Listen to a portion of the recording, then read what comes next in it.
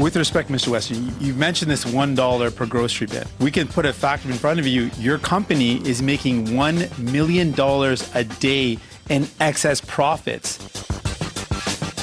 It's up to us as shoppers to become more astute. Is the product the same size as it used to be? If you're just kind of oblivious, how do you know you may be getting snookered?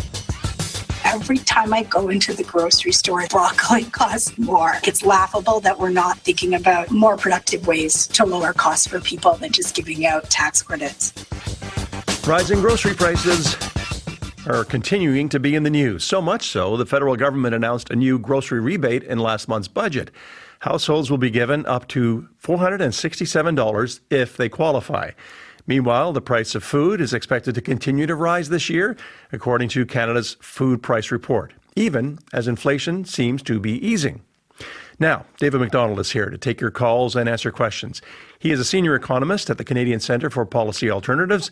That's a think tank that looks at both national and provincial government policies. You can ask him anything. Call us at 1-888-416-8333, or you can text us at 226-758-8924. David, thanks for joining us today.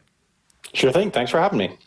David, we're seeing a lot of grocery bills going up. People are going into the shop and shaking their heads. They want to know who to blame. Those who run the big Canadian grocery store chains said at a recent parliamentary committee hearing that rising costs are to blame. But according to a survey by the Agri-Food Analytics Lab at Dal University in Halifax, a lot of Canadians disagree with that. 1 in 3 believe grocery stores are engaging in price gouging. What do you make of that argument? Well, the data that the grocery stores disclose makes it difficult to determine whether there's price gouging or not. What's pretty clear is that when we look at the industry-wide data in the grocery store industry, that the margins have gone up compared to where they were pre-pandemic. Pre-pandemic, they were keeping about 2% of the revenue that they took in as net pre-tax profit. Now it's closer to 4%. It was higher during the pandemic and it's come down a bit since the pandemic, but it's clearly higher than it was pre-pandemic, and that seems to be a trend that's locked in. Now, certainly I think when a lot of people want to blame someone, they look at the person who sold them the good and say, you're the one to blame. You sold this to me. You're the one who's taking all this additional profit. You're the reason why the prices are going up. There may be some truth to that, but it's a bigger picture than just grocery stores. There's a supply chain behind grocery stores. The grocery stores buy from the food manufacturers. The food manufacturers buy from the farmers. All along that supply chain, diesel is a critical input into firing up tractors, in terms of firing up tractor trailers that move these goods across the country. And so, while there are certainly higher margins at grocery stores, and that's very much worthwhile taking a look at, some of the biggest beneficiaries of this period of inflation, not just food inflation, but inflation generally, isn't necessarily grocery stores. The big winners here are 4 industries that represent about half of every inflation dollar that we spend ended up in profit in one of these 4 industries. First is oil and gas mining extraction. Second is manufacturing, but importantly, refining of petroleum products, which is part of the manufacturing. The third is the real estate industry, and the fourth is the banking industry. And so these are the industries broadly, this is all inflation, not just food inflation, that take about half of every inflation dollar as profit or pre-tax profit. Mm-hmm. And so it's worth sort of getting perspective. It's not to say that Canadians shouldn't be looking at grocery stores too, but there is a bigger picture here as to where your inflation dollars go. The 30,000-foot view. Given that, as you said, where the rubber meets the road is in the checkout line, and so I'm curious about some of the known strategies the chains are using to raise prices without the consumers necessarily knowing it. Yeah, if you're seeing the price go up 10, 20% on a product, that's pretty obvious, especially if you're buying it every week or every 2 weeks. You can see that it's pretty obvious. And so you might think, maybe I'm going to buy a different product or, switch brands or something like that and maybe get a better deal. But there are certainly ways that grocery stores, food manufacturers, and so on cause inflation. In essence, they increase the cost that people are paying, but it's not as obvious. So one of the ones that's been discussed substantially is what's called shrinkflation. So maybe the product looks the same as it used to. The package maybe looks the same, or maybe it's a new package with a new flashier logo on it. And it looks the same, but when you check how much is in that package, maybe what was in that package is down 10 or 20% from what you're used to, but the price is the same. And so it's shrinking. Maybe the price is the same. You're not paying anymore, but what you're getting is shrinking. And that's called shrinkflation. That sort of move, while consumers might not pick up on it, is definitely part of the national inflation statistics. They pick up on this. So whenever they're doing their calculations for the CPI index, they do a measure of volume to see if what you're getting for that value is going down. The other thing that can also happen is there may be fewer sales. And so it may be that a product was just, it had a price, but it was on sale every second week, prior to the pandemic. And now maybe it's just not on sale as much. And so again, this is another way that, you don't quite get as much of a deal. And again, this is going to be included in those food price inflation figures put out by Statistics Canada. Some of the other ways are there's a fair number now of loyalty points that you can collect. And so, maybe you also get fewer loyalty points. The loyalty points that you might collect or coupons that you might clip, those are separate and outside of the inflation figures that we see. And so insofar as you're getting fewer of those than you might have gotten pre-pandemic, it's another way that prices in effect go up because you just can't get as good a deal as you might have been able to get before the pandemic. It's interesting you mentioned shrinkflation because I was a host of Marketplace for 5 years. And I think about 10 years ago, I did a story on exactly that. But I don't think it was even called shrinkflation. That's a new one. But the point is that 10 years ago, companies were shrinking products and charging you the same, or as you said, tinkering with the look of the product, almost to throw you off the scent. The fact that it's still happening 10 years later, what does that say? Well, there's certainly a lot more pressure to do it now than there would have been 10 years ago, given that the prices are going up so substantially. Of course, brands don't necessarily want to lose market share. And if they can fool the consumer into buying the same product, except it's got 10% less, and saying, we're holding the line on pricing, except you're getting a lot less. There's certainly a lot more pressure now than there would have been 10 years ago because food prices are going up more now. And, again, part of this, you might want to blame on grocery stores, but there are other issues at play here, like the high price of diesel, for instance, that builds into the supply chain all the way up. Grocery stores have complained that their input costs are at all-time highs, and that is absolutely true. Their input costs are at all-time highs. And that doesn't what do you mean mean you can't by raise your input costs, margins and make money. It doesn't mean you can't raise your prices and still make money. But, it is worth pointing out that they are buying the goods and services they are selling to consumers at record high prices. Ray, you mentioned input costs. What would that be? What's an example? Well, so, if we take a bag of potato chips, the price is up 15% from 2 years ago for consumers. Now, of course, we saw very publicly a spat between Frito-Lay's and Loblaws about who was going to raise the price for whom. I mean, Frito-Lay's wanted to say, look, we have to pay more. So Loblaws, you owe us more for this bag of potato chips. That's Loblaws' input cost. And Loblaws said, well, you know what? We're not going to pay that price. We're not going to stock your product anymore. And it's a very public spat that has since been resolved. Now, we don't know the details there of who was trying to, whether Frito-Lay's was trying to gouge Loblaws. And Loblaws, was unwilling to pass that on to consumers. And so that's their input cost. The grocery stores buy those goods and services from some other company further down the supply chain. That company buys it from somebody else further down the supply chain. Sooner or later, it's coming from farmers. The margins for farmers have plummeted, so that they're not making more money. The food manufacturers on the supply chain, their margins aren't consistently up over this period the same way that grocery stores are. So they're not making that much more money on this whole deal. But it is worth saying that, that there's a lot of people behind grocery stores that sell those goods up the line that end up on the shelf for consumers to buy. All right, let's take some calls. David McDonald's with us. He is a senior economist with the Canadian Centre for Policy Alternatives. He'll be here with us for the next half an hour, and there's still time to call, 1-888-416-8333, or you can text us at 226-758-8924. We now have Sam Antoon. He's in Calgary, and he purchases food for other seniors. Sam, hello. Yeah, hello. Listen, I don't want to just jump in on this, but your potato chip comparison, with all due respect to the professor, they give farmers $25 for a ton of potatoes. So I don't want to say he's out to lunch, but how can a CEO in front of a panel for the government say that they make $1 profit on a $25 grocery bag? That is an outright lie. I can prove that.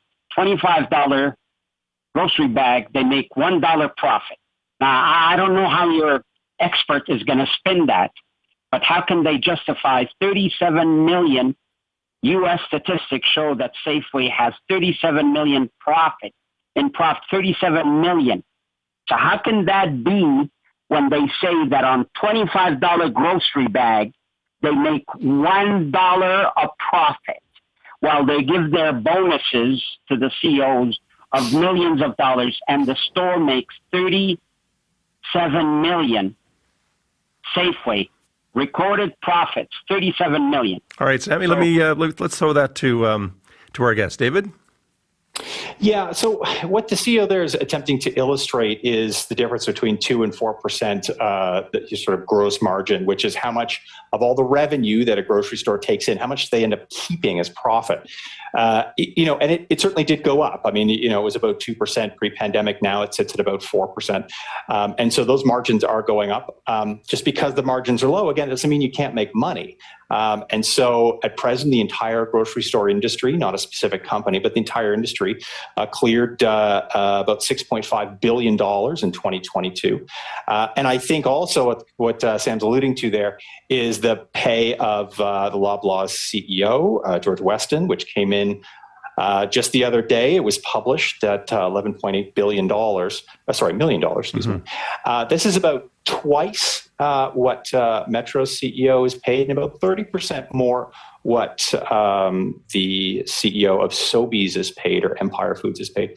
And so, among the higher paid ones, and this is it's a tremendous amount of money. And frankly, what's interesting about it is because CEO pay is so linked to company measures like how much revenue you brought in, how much profit you brought in, most of CEO pay for these grocery store execs, or any exec for that matter, is based on bonuses related to company performance. And so in an odd way, very high prices and profits for the grocery store chain lead to very high pay for these top executives. And so, between 2022 and 2021, there was an 11% pay increase, which is roughly the increase in the value of groceries over the course of that period. That's a bit of an accident.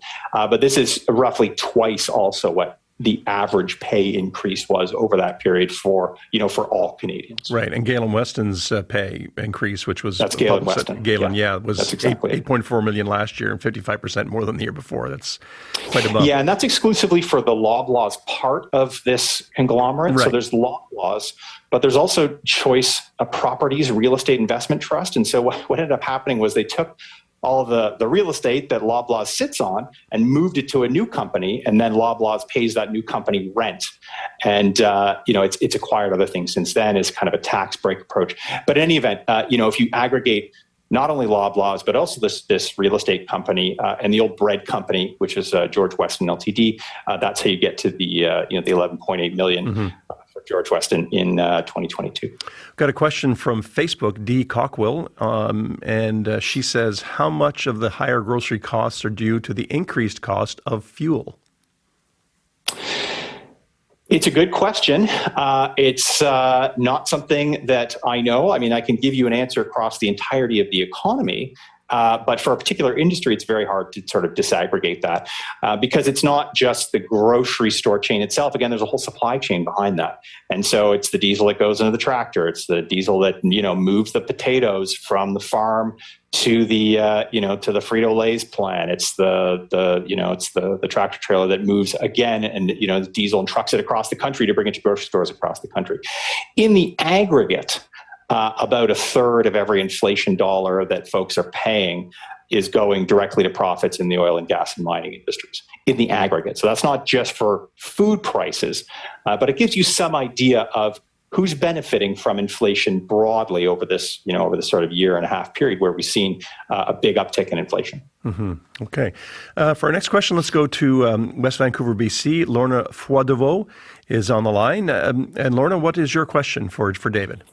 Well, my question is, recently I've made 3 purchases of okra, my favorite German bread that's packaged and comes from Germany. It's dense bread, and something called Polish mayonnaise. In one day, because I chose to go to a local store, not a chain store, I saved $12, pardon. And so in this case, the store that I went to is called Persia Foods. They have a number of stores in the Lower Mainland here. They operate on a large volume. They have a huge selection of things. They certainly cater to the Persian community, but they have enormous selection of things, and they do it in a different kind of format. It's not in the sort of format where everything is on the shelf the way it is at IGA or Whole Foods or Safeway. They have it in a more bulk kind of situation, and they're very busy. And so in this one day, because the price of okra I had checked at Granville Market, the mayonnaise we buy in a variety of places, and then this German bread, how in the world can they justify these huge price increases when a store like that, which is obviously not operating on a deficit, how can they justify these incredible prices? Yeah, I mean, thanks for the question, Lorna. It's it is incumbent to some degree on consumers if they have the time and the energy, which is great, to shop around, buy in bulk, to find smaller chains that may be able to get you a deal that you might not be able to get at some of the bigger chains. Of course, if you're lucky enough to be in a big city, you often have a decent amount of choice. So you can go around and you can shop to different places. If you're in a smaller Canadian town or more rural setting, you often don't have a lot of choice. Maybe there's one grocery store. It's likely to be part of one of the big chains, and so you've got a lot less competition. Certainly, that's one of the arguments for why it may be that these margins have gone up for the big grocery stores, is that there isn't the same kind of competition that you across the country that you might find elsewhere. And so therefore there's room for prices to go up because there aren't some of these smaller chains to undercut some of those prices and keep prices more affordable for consumers. Well, even Walmart, for instance, where my husband and I have discovered that he can buy his espresso coffee for $4 less than it is for sale anywhere here. It's a small community, West Vancouver, maybe 45,000 people, although we're next door to a big metropolis in Vancouver. But, there again, it's true that being in a city you have more choice. But there's also something fundamental about the idea that food needs to be something that people can afford. And however these people manage to run their business, it's a profitable business. Otherwise, they wouldn't be there. Oh, that's quite right. I mean, just because the margins are small doesn't mean you can't make money and doesn't mean you can't increase those margins. So, I mean, that is worth understanding, is that, yes, it's a high volume business. You got to move a lot of goods to make money in the grocery store business, but it doesn't mean that you can't do it. And these, there are certainly companies making plenty of money doing it. That's the nature of the business. If you want to work in a high margin business, go sell, cell phones or something. This is not a high margin business, but it doesn't mean you can't make money. And so I think to some degree, if you just ordinary consumers, if you've got a family, maybe you don't have the same kind of time to shop around for better deals on this versus that, to read all the flyers in a given week. And so you get caught up paying higher prices just because you don't necessarily have the time to shop around for other goods and services. It is worth saying that the national statistics that we get that have seen food price inflation over 10% now since August, that's kind of a very robotic measure. Consumers are more savvy than the national index. They will go and seek out better deals. They'll clip coupons. They'll maybe shop around at different stores and get better prices. They'll change brands. And so, if you're savvy, you wouldn't necessarily face that same kind of 10% increase in your grocery bill. It's probably smaller than that because you're not a robot. Whereas the national CPI index is fairly robotic. It just buys the same thing every week. Doesn't matter how much it costs. Doesn't matter if it's on sale or not. Lorna, thanks for your call. Thank you. Up next is Charmaine Sherlock. She is in Hamilton, Ontario. Good afternoon, Charmaine. What's your question for David on grocery prices? Oh, hi. So my question is about what we can do about them. So, you can follow the money and understand why they are what they are. But at the end of the day, given the pandemic and the economic situation and the uncertainty that a lot of us face, my question is, what is the accountability to these profitable corporations to the social good? Understanding that there's it's complex in between people who have jobs with great benefit packages and investment plans that are stand to benefit in their very own households from these corporations making big money. At what point? How can I push a button that is going to put some light on the social good here? Because I would like to. I'm a first-time user of food banks, and I'm 59 years old, and, there's something that's not right here. Yeah, thanks so much, Charmaine, for the question. This is a difficult problem for, this really squeezes a lot of Canadians because you have to buy food. This isn't a choice. It's not like you can forego that couch, for a couple of months. You do have to go buy food. And you can shop around and you can get better deals and you can buy in bulk and that sort of thing. And so you can see some savings that way. Individual consumers, though, beyond sort of shopping around, could do very little. In fact, it's only if we act together that bigger things can happen. So, in terms of better... best place to join? Like, what can I become a member of today to push that button that I would like to push? Yeah, here's some practical things that we can work together through government to try to make this a lot easier on folks. The cash transfer that the federal government did to people, it'll be upcoming in the next month or so for the grocery rebate. This will put roughly $500 in a family's pocket. If you're an individual, it'll be more like about $200. So that isn't a tremendous amount. We need to make sure that all benefits federally are indexed to inflation. At this point, they roughly are. Many of the provincial index, and particularly social assistance, are not indexed to inflation. We don't want to have people going to food banks. We want to have people with enough money in their pockets that they can just go to the grocery store like everyone else. I think we should hope for and envision a future where we don't have food banks because we can adequately support people in terms of their basic incomes to pay rent to go to the grocery store. How about maybe advocating for local grown and not trucking things in and maybe doing without lettuce, for a couple of months of the year? I think the whole system is connected, and the grocery system is just connected to a broader system that needs a lot of change.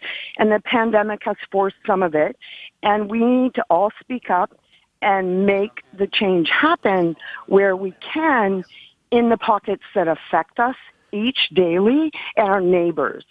And the corporate grocery system needs to change. Charmaine, thanks for your call. Appreciate you calling us today with your questions. Let's go to Sherilyn Effer. And Sherilyn is from Selwyn, Ontario. And Sherilyn, what's your question for David? My question for David is, my son is a produce manager at a large Kroger store down in Georgia, in Warner Robins, Georgia, in the States. He's American. And he says, Mom, the fruits and vegetables come down here from Canada. They're beautiful. He said, the vine tomatoes are outstanding. And even though between him and I we did the dollar change, they sell everything that comes from Canada a lot cheaper than we do here, and yet it travels down there from Canada. And he's just astounded at the prices we pay for vegetables and fruits up here when I tell him. And why would I bought tomatoes yesterday at the grocery store, about 4 real nice tomatoes, and it cost me $8.13 for 4 tomatoes, and at a Sobeys store here. And it's like he just gets astounded because they're so much cheaper down there. They're sending them beautiful fruits and vegetables, but they sell them cheaper. What do you make of that? How does that make sense, David? Yeah, that's a bit of a quandary. Certainly, if you're in the southern U.S., you've got access to a lot more produce than you do up here because you're just closer to some of those big growing areas in the southern U.S. In terms of growing produce all year round, I'm in Windsor, Ontario right now, and certainly places like southern Ontario have done a lot of that over the past couple of years to build out their ability to grow fruits and vegetables all year round due to greenhouses. And so you've got a lot of additional growth of produce all year round. Now that's expensive, obviously. If you're running a greenhouse all year, you got to heat it. Usually it's heated with natural gas, which isn't tremendous for the environment. But it means that we can produce more vegetables all year round. But it is more expensive. And so, insofar as we're closer to southern US, we can get a link there. Food can be much less expensive. It is just more expensive to produce food, particularly in the winter here in Canada. In the summer, it's a very different story. I mean, you can get great produce here across the country in the summertime when it's the growing season, but not as much in the winter. Sherilyn, thanks for your question. Appreciate it. Down there. Thanks. One last question before we go, David. I'll just read this to you. This is from Mark Stiller. He lives in Ontario, and he just wanted to know about the inflation numbers and how much of the inflation amount is due to companies' profits. Yes. Well,